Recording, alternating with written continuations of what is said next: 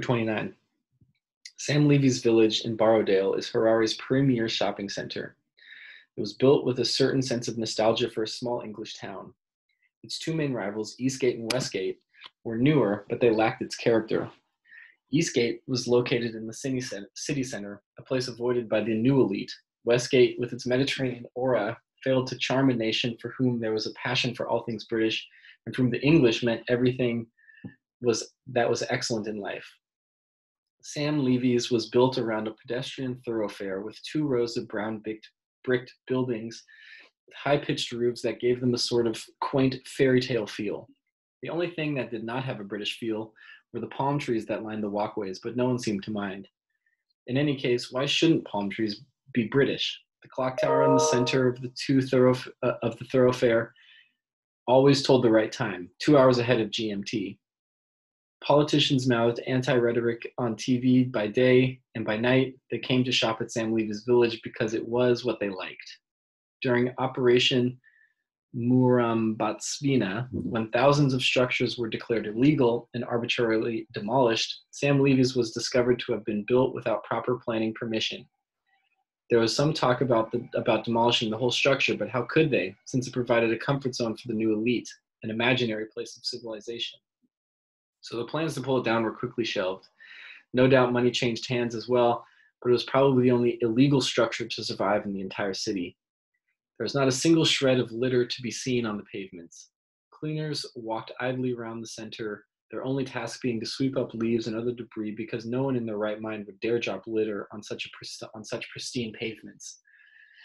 Mrs. Kamala did not seem surprised when I told her that I was quitting to start my own business. She half advised and half discouraged me, saying the economy was not doing well, and these times were very difficult to run a business. Her parting shot was, when you fail, sorry. If you fail, know that there will always be a job for a hairdresser of your caliber here. Yolanda secretly promised to come back and work for me. And once I was up and running, Charlie Boy was disappointed when I told him we had no plans for a barber. The one person that I really wanted with me was Doomy, who was rather vague, but said he would hand in his notice before too long. I felt he was procrastinating, but decided it was because he wanted me to stand on my own feet first. I did not have the money to fit the shop out and buy the equipment I needed, but Mr. and Mrs. Nkube had already worked that out for me. We've already covered your rent for the first quarter of the year. That's your gift. Buy all the equipment and products you need, and you can return the loan interest-free in 2 years' time. It was more than a generous offer because in 2 years, whatever amount he gave me now in Zim dollars would be less than worthless. And he didn't suggest we work out a price in hard currency. I figured that his gesture was calculated to ensure that my pride was not harmed. It was tough for me when I started out in business, and I wish someone had been there to guide me. If there's anything you need, do not hesitate to call on me. We are family. I wanted the place to open before Christmas and spend the first month with shop fitters laying out the interior. It was harder work than I imagined. Michelle became my chauffeur and drove me to incessant appointments. We bought quality chairs, dryers, and equipment. When the work was finished, my salon was a brightly lit room with 5 chairs on one side, and on the other, the stainless steel wash basins. There was also a shelf with hair care products and cosmetics for sale to clients. I only had a few posters on the walls because I did not want the salon to look tacky. Already there were 4 established hairdressers salons in Sam Levy's: Cat's Beauty, Divine Touch, Goddess Hair and Beauty Salon, and the aptly named Village Beauty. Stiff competition. I needed a name. By mid-December, all my signage had to be up. African Queen, Nubian, Essex, nothing seemed quite right. I wanted something that everyone would remember the very first time they heard it. The hairdressing projects consumed so much of my time that I worried I was neglecting Jumi and Chiwaniso. However, that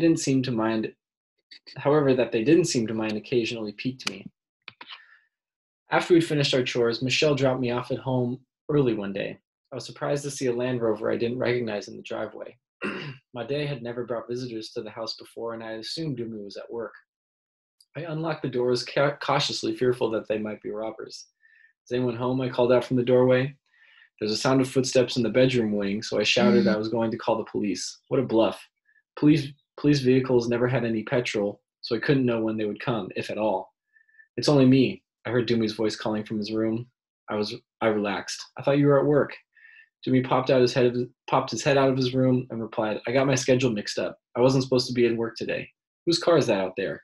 He could not have heard me because he returned to his room. Could it be another woman? I chided myself for being so petty about the man I thought I loved. A few minutes later, Doomy emerged with someone behind him who I could not see properly because the corridor light was dim. Mrs. Proprietor herself. It's good to see you. I had feared I was going to leave without seeing you. The familiar voice was Mr. M's. Aizve, I was not expecting you. Would you like me to cook you some sadza? I stood up to greet him. Don't trouble yourself. I just dropped in to see this young man about our wedding anniversary, when he told me that you are opening your own salon soon. Yes, we're putting the finishing touches to it now. We hope to open on the 15th in time for the Christmas rush. It's a pity you won't be ready in time for the anniversary, though I doubt I could ever convince my wife to go anywhere else's but Mrs. Kumalo's. Maybe that will change when all her favorite hairdressers move there. I'm not a woman, so you would know better than me.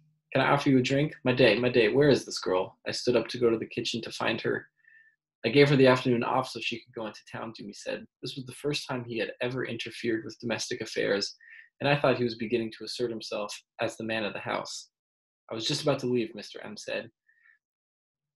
There is never any time to sit down and chat with people like we used to do in the old days. Right now I have to go to a party meeting, and from there I'm off to the farm.